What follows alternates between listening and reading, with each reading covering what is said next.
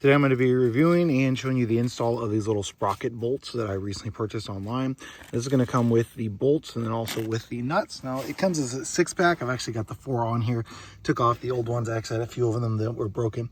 Now if you have all of them off, you are going to have to kind of roll your vehicle, whatever it is. This is actually on like a little kids side by side that these are going to be on, and then these are going to go onto this side here, and then your bolts are going to come out the back side there.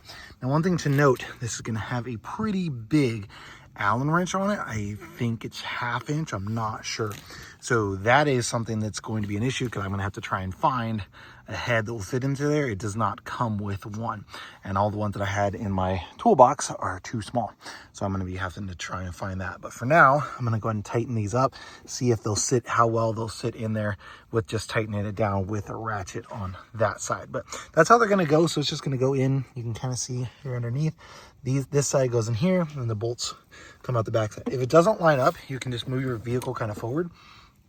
On this case, because I took all of them off, which I probably should have just taken off like one at a time, but since I took all of them off, then you've got to make sure to line it up properly. So like, I'm just using my foot to hold it a little bit forward to get this where it's flat, right? It's because if I let go, then it's going to try and tighten down at an angle, and I want it to tighten flat. So I'm going to go ahead and hold it forward towards flat, and then tighten up on those 4 nuts. So relatively easy process to do.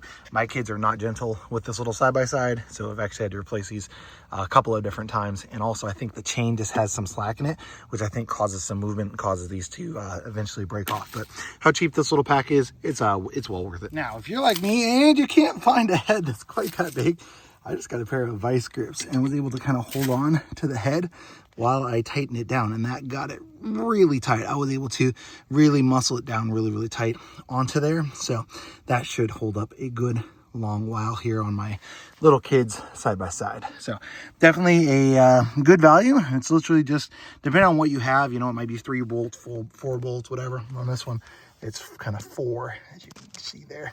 So just 1, 2, 3, 4 total on there. Relatively easy to put on. If I had the right tool, it would be a little bit easier, but not too terribly hard to just grab this with a vice grip, hold it tight while you tighten this down with a ratchet.